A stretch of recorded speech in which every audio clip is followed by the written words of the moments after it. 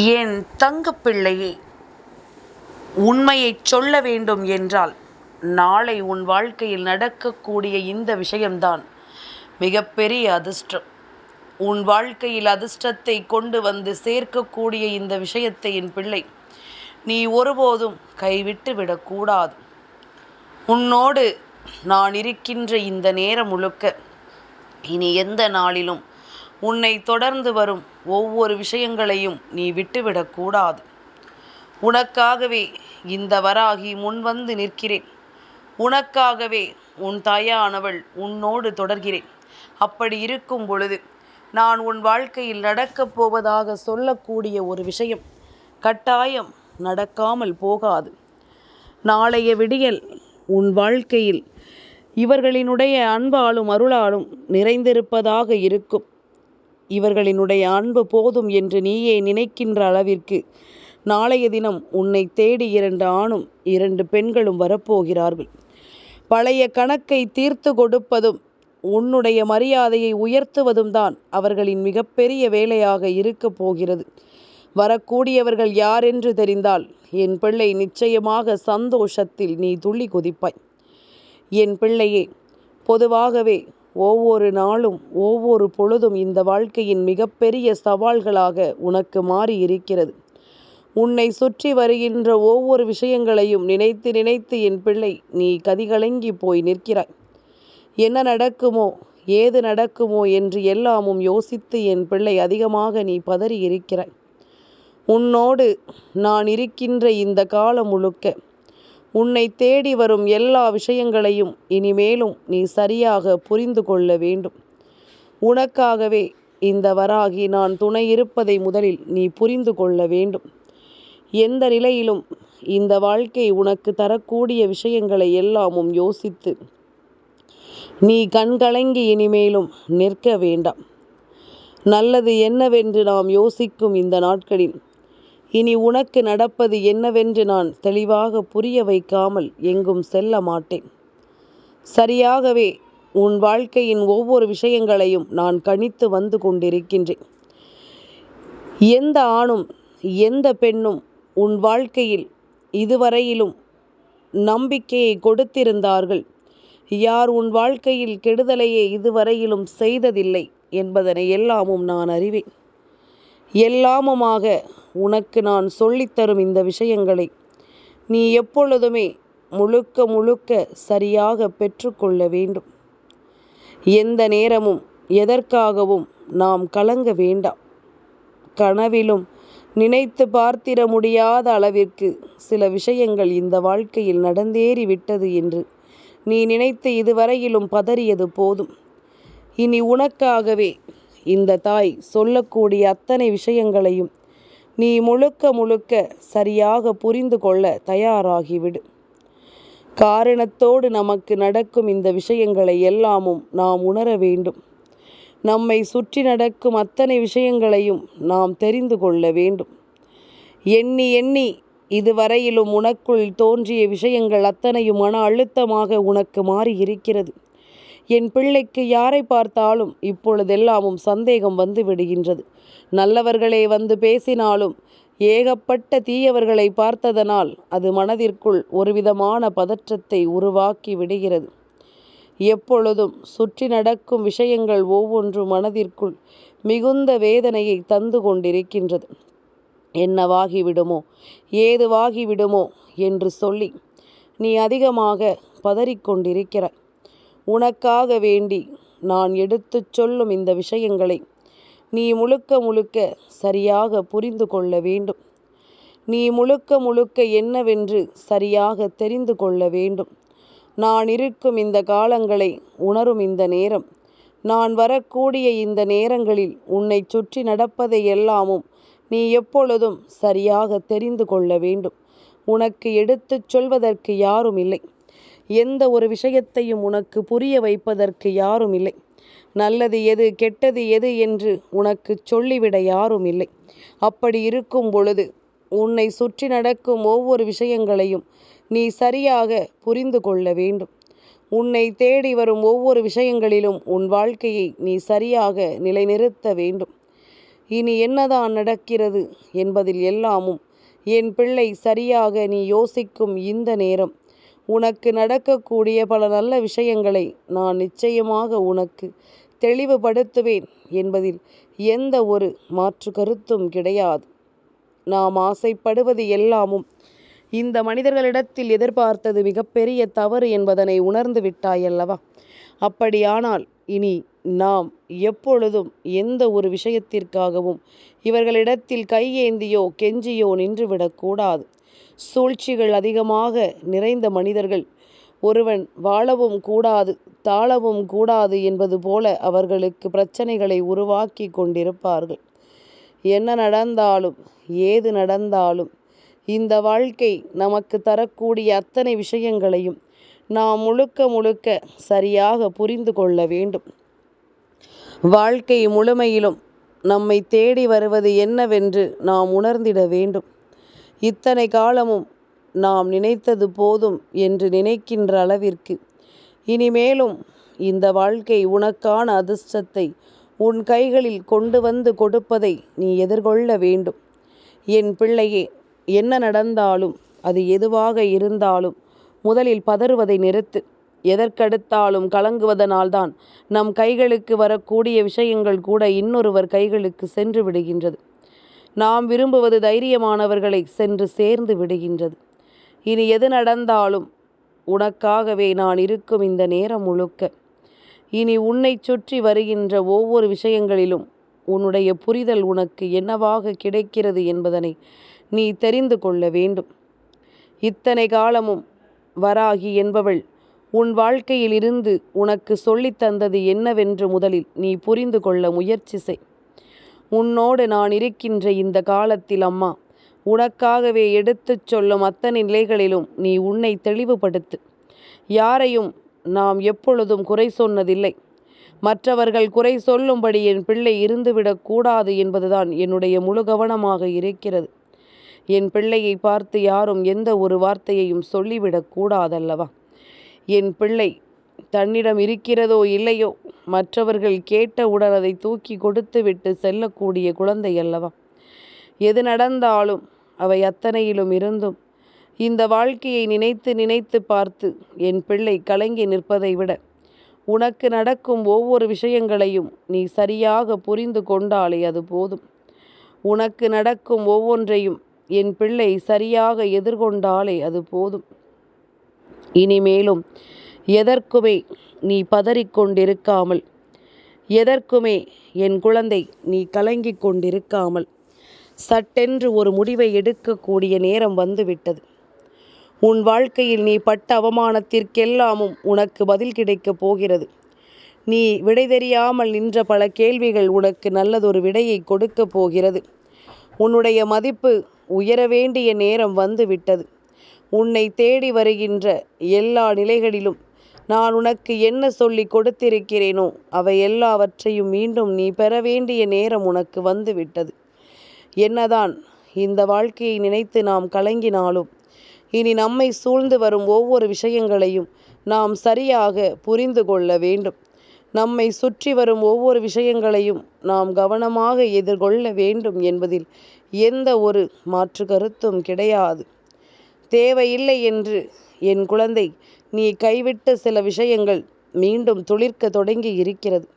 அதே போலத்தான் உன்னை சுற்றி இருந்து எப்பொழுதும் உன்னை வேடிக்கை பார்க்கின்றவர்களும் உனக்கு கெடுதலையே செய்ய வேண்டும் என்று நினைத்து நினைத்து அது உனக்கு எதிராக திரும்பி இருக்கிறது. அதாவது இவர்கள் கெடுதல் செய்ய நினைத்தார்கள், ஆனால் இவர்கள் செய்ய நினைத்த ஒவ்வொரு கெடுதலும் உனக்கு நல்லதாக மாறிவிட்டது.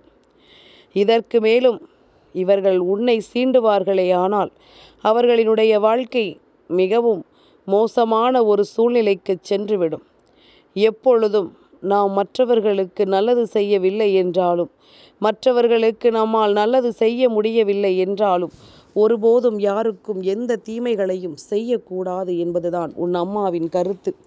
நாம் எந்த தீமைகளையும் செய்து செய்து எப்பொழுதும் வேதனைப்பட்டு நிற்கக்கூடாது.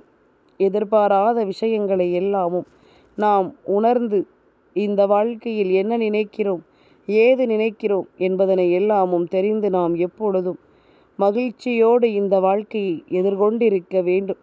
2 ஆணும் 2 பெண்ணும் ஒன்று சேர்ந்து வந்து உன் வீட்டில் ஒரு காரியத்தை நடத்த நினைக்கிறார்கள் என்றால் இவர்களை நீ சற்று உன்னிப்பாக கவனிக்க வேண்டும்.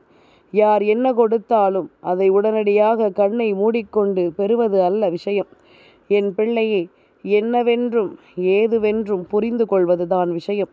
நம்மை சுற்றி நடக்கும் ஒவ்வொரு விஷயங்களையும் நாம் தெரிந்து கொள்வதுதான் விஷயம். இனி எந்த நாளும் எதுவானாலும் நான் இருக்கும் இந்த காலம் முழுக்க இனி உன்னை தொடரும் இந்த அதிர்ஷ்டத்தை உனக்கு நிச்சயமாக என்னவென்று எடுத்துச் சொல்லும் என்பதனை நீ மறக்கக்கூடாது. வராகி என்ற தெய்வத்தோடு உனக்கு எடுக்கின்ற எல்லா விஷயங்களிலும் இனிமேலும் நீ இழந்த மானத்தையும் நீ இழந்த அவமானத்தையும் நிச்சயமாக உனக்கு மீட்டு கொடுத்துவிடும் என்பதனை மறந்து விடாது. சதி செய்வது வெளியிலிருந்து யாரும் அல்ல, உடன் இருப்பவர்களே எனும் பொழுது நம்மால் பேச்சற்று நிற்க வேண்டிய ஒரு நிலைமை ஏற்பட்டு விடுகிறது. நீயா இதை செய்தது என்பது போன்ற ஒரு அதிர்ச்சி ஏற்பட்டு விடுகிறது. ஆனால் என்ன செய்ய முடியும்? இங்கு அவர்களுக்கு படைக்கப்பட்ட இந்த விஷயம், இங்கு அவர்களுக்கு கொடுக்கப்பட்ட இந்த விஷயம் நிச்சயமாக வாழ்க்கையில் மிகவும் மோசமான ஒரு சூழ்நிலையைத்தான் உருவாக்கி இருக்கிறது. இவர்கள் படைக்கப்பட்ட அவர்களின் குணத்தை சரியாக செய்து கொண்டிருக்கிறார்கள். அதனால் இதற்காகவெல்லாமும் நீ வருத்தப்படாதே. உன் தாயானவள் நான் இருக்கும் பொழுது உன்னை தேடி வருகின்ற ஒவ்வொரு விஷயங்களையும் என் பிள்ளை நீ சரியாக புரிந்து கொள்ள வேண்டும். உன்னோடு நான் இருக்கும் இந்த நேரத்தை நீ முழுக்க முழுக்க சரியாக என்னவென்று பயன்படுத்தி கொள்ள வேண்டும் என்பதனை நீ மறக்காதே. பல நன்மைகளை நீ புரிந்து கொள்ள வேண்டும். பல தேவைகளை நீ என்னவென்று உணர வேண்டும். உன்னை சுற்றி வரும் அத்தனை விஷயங்களிலும் நீ யாரென்ற தெளிவு உனக்கு வேண்டும். இதுவரையிலும் என் பிள்ளை சந்தித்த பிரச்சனைகள் ஒவ்வொன்றிலும் இனிமேல் நீ உன்னை யாரென்று அடையாளம் காணப்போகிறாய். உன்னை பற்றிய ஒரு புரிதல் உனக்குள் வரப்போகிறது. உன்னை சுற்றி வரக்கூடிய அத்தனை விஷயங்களிலும் நீ மீண்டு வருவாய். ஏனென்றால் உனக்குள் இப்பொழுது எல்லாமும் ஒருவிதமான ஒரு தைரியம் ஊறிக்கொண்டிருக்கிறது. மற்றவர்களின் பேச்சை ஏன் கேட்க வேண்டும்? நம் மனசாட்சி நமக்கு என்ன சொல்கிறதோ அதன்படி தான் நடக்க வேண்டும் என்ற ஒரு முடிவுக்கு வந்து விட்டாய். யார் சொன்னாலும் அதை நாம் உதாசீனப்படுத்த வேண்டாம். அதே போல அவர்கள் சொல்வது சரியா தவறா என்பதனையும் தெரிந்து கொள்ள வேண்டிய கட்டாயம் உனக்கு இருக்கிறது. சுற்றி நடக்கும் ஒவ்வொரு விஷயங்களையும் நீ சரியாக புரிந்து கொண்டாலே அது போதும். உனக்காகவே எப்பொழுதும் நான் இருப்பேன் என்பதனை நீ புரிந்து கொள்ள வேண்டும். எந்த சூழ்நிலையிலும் உன்னை கைகொடுத்து தூக்கிவிடும் இந்த வாழ்க்கையை நீ இனிமேலாவது உதாசீனப்படுத்தாதே. எதற்கு என்று ஒரு உதாரணம் சொல்லவா? என் குழந்தையே, ஒரு பிள்ளையானது போதை பழக்கத்திற்கு அடிமையாகி நிற்கிறது. ஆனால் அந்த பிள்ளையினுடைய குடும்பம் மிகவும் மிகவும் இனிமையான ஒரு குடும்பம். அழகான மனைவி, முதலில் ஒரு ஆண் குழந்தை, இரண்டாவது ஒரு பெண் குழந்தை, படிப்பில் மிகவும் சுட்டிகள். அந்த பெண்ணும் வீட்டிலிருந்தே சம்பாதித்து அந்த கணவனை விடவும் அதிகமாகவே வீட்டிலிருந்தே சம்பாதித்து குடும்பத்தை சரியாக நடத்துபவள். மிகவும் ஏழ்மையில் இருந்த இவர்களினுடைய வாழ்க்கையின் தரத்தை உயர்த்தியவள். அப்படி இந்த வாழ்க்கை சுமூகமாக சென்று கொண்டிருக்கும் பொழுது அந்த கணவனுக்கு மட்டும் குடிப்பழக்கம் ஏற்கனவே இருந்தது, இப்பொழுது சற்று அதிகமாகிவிட்டது. தன் நிலையில்லாமல் வெளியில் விழுந்து கிடப்பதும் தன் நிலையில்லாமல் இவர்கள் இருப்பதுமாக வீட்டில் இருக்கின்ற இந்த மனைவிக்கு மிகுந்த மன உளைச்சலை கொடுத்து கொண்டிருக்கின்றார். வாழ்க்கையில் எந்த கஷ்டமும் இல்லை. கஷ்டப்பட்டு உழைத்தால் சாப்பிடலாம்.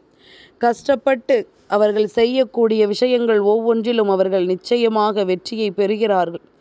அப்படி இருக்கும் பொழுது இந்த ஒரு குடிப்பழக்கம் அந்த குடும்பத்தையே ஆட்டி படைக்கிறது. அந்த மனைவிக்கு ஒரு பயம். வெளியிலிருந்து வரும் பொழுது எங்காவது இவர்கள் இந்த போதையில் விழுந்து விட்டால், அடிபட்டு விட்டால் நாம் என்ன செய்வது? 2 பிள்ளைகளையும் தூக்கி கொண்டு எங்கே ஓடுவது? பெரிதாக நமக்கு ஒத்துழைப்பு கொடுக்க இந்த குடும்பத்தில் யாரும் இல்லையே என்பது போன்ற ஒரு எண்ணத்தோடு இருக்கிறாள். அவளின் எண்ணம் சரியாகும்படி ஒரு நாள் நடுரோட்டில் விழுந்து கிடக்க சுற்றி இருந்தவர்கள் பார்த்து அவர்களை மருத்துவமனைக்கு அனுப்பி வைக்க உயிருக்கு போராடும் நிலை. இந்த பெண் அப்பொழுதும் அவர் செய்த தவறை மன்னித்து உயிரை மீட்டெடுக்கிறாள். அவரை வாழ வைக்க துடிக்கிறாள். இது ஒவ்வொரு மனிதனுக்கும் கிடைக்கின்ற ஒரு வாய்ப்பு. இந்த வாய்ப்பில் அவன் திருந்தவில்லை என்றால் வாழ்க்கை முழுமையிலும் தனித்து விடப்படக்கூடிய ஒரு நிலைமை ஏற்படும். ஏனென்றால் இந்த பெண்ணானவள் அதை அவளின் அன்பை தட்டிவிட முடியாமல் செய்தது தவறு என்று தெரிந்திருந்தாலும் அதை உடனடியாக அவரை காப்பாற்ற வேண்டும் என்ற ஒரு எண்ணம்தான் உள்ளே வந்து நின்றதை தவிர பழிவாங்க வேண்டும் என்ற எண்ணம் வரவில்லை.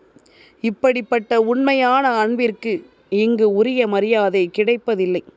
இப்படிப்பட்ட உண்மையான அன்பை இங்கு யாருமே என்னவென்று மதித்து பார்ப்பதில்லை. போலியான வாழ்க்கையை வாழ்ந்து கொண்டிருப்பவர்கள் கூட உண்மையாக நடந்து கொள்கிறார்கள்.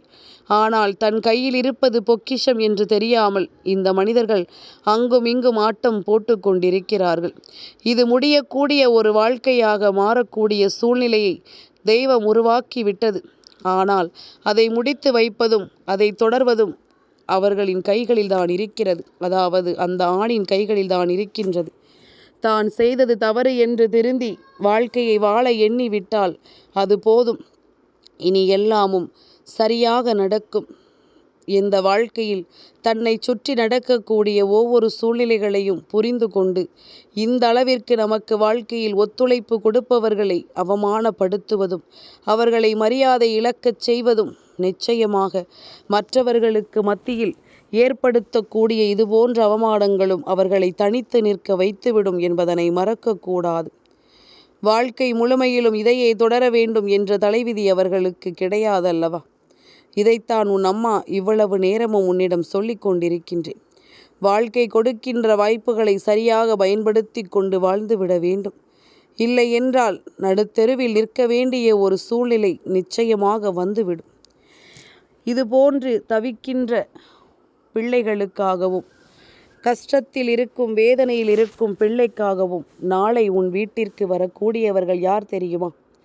என் குழந்தையே, முதலாவதாக நாளைய தினம் வெள்ளிக்கிழமை என்பதனால் லக்ஷ்மி தாயானவள் உன் இல்லத்திற்கு வருகிறாள். இரண்டாவதாக நேற்று பஞ்சமி திதியில் நீ பஞ்சமி நாயகிக்கு பூஜை செய்தாய் அல்லவா? அதனால் இந்த வராகியானவளும் உன் இல்லத்திற்குள் வருகின்றேன். அடுத்தபடியாக இன்று சஷ்டி திதியில் முருகனை நினைத்ததற்காகவும் வெள்ளிக்கிழமையில் உன் வீட்டிற்கு வந்தால் ஒரு காரியத்தை நடத்திவிடலாம் என்ற எண்ணத்தினாலும் முருகப்பெருமான் உன் இல்லத்தை தேடி வருகிறார். அடுத்ததாக விநாயக பெருமான். இவை எல்லாவற்றிற்கும் மேலாக நீ சங்கடகர சதுர்த்தி நாளில் விநாயக பெருமானினுடைய பாதத்தில் சரணடைந்து நீ ஒரு விஷயத்தை சொல்லி இருக்கின்றாய். அப்படி இருக்கும் பொழுது அதை நிறைவேற்றிவிட அவர் வந்துதானே ஆக வேண்டும்.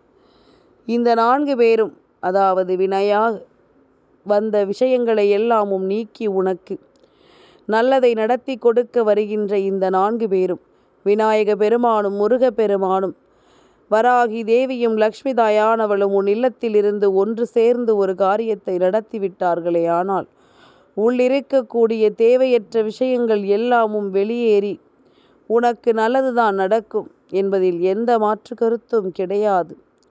உனக்கு நடக்கக்கூடிய ஒவ்வொரு விஷயங்களிலும் எந்த ஒரு மாற்றமும் இனி வந்துவிடக்கூடாது. நீயாக இருக்க வேண்டும். வாழ்க்கை ஒரு முறைத்தான் வாய்ப்பை கொடுக்கும். அந்த வாய்ப்பை கொண்டு இந்த வாழ்க்கையை வாழ்ந்துவிட வேண்டுமே தவிர ஒருபோதும் தொலைக்கக்கூடாது. நம்பியவர்களை ஏமாற்றுவதும் நம்மீது அன்பு கொண்டவர்களை நடுத்தெருவில் நிறுத்துவதும் இந்த வாழ்க்கையில் இனிமேலும் தொடருமானால் வாழ்க்கை முழுமையும் கேள்விக்குறியாகிவிடும். இந்த வாழ்க்கையை வாழ்வதற்கு ஒருபோதும் ஆசைப்பட வேண்டாம். இதுதான் உண்மை. எந்த நிலையிலும் நாம் நினைப்பது எல்லாமும் நமக்கு சரியாக நடப்பதை நாம் இனிமேலும் புரிந்து கொள்ள வேண்டும். நல்லதே நடக்கட்டும் என் பிள்ளைக்கு. இந்த வராகி சொன்னது போல நாளைய தினம் உன்னுடைய வீட்டில் தெய்வ மனம் கமல வேண்டும். இன்றே உன் பூஜை அறையை சுத்தம் செய்தும் விளக்கை தேய்த்து வைத்தும் நாளை நீ ஏற்றுகின்ற தீபமும் உன் பூஜை அறையில் நீ காண்பிக்கின்ற தீப தூப ஆராதனைகளும் நிச்சயமாக உன் இல்லத்தில் தெய்வத்தை நிறுத்தி வைத்துவிடும். எது நடந்தாலும் உன்னை மீட்டெடுக்க வருகின்ற தெய்வத்தின் அன்பு ஒரு நாளும் மாறாது. என் தங்கப்பிள்ளைக்கு இந்த வராகி அம்மாவினுடைய ஆசீர்வாதங்கள் எப்பொழுதும் உண்டு.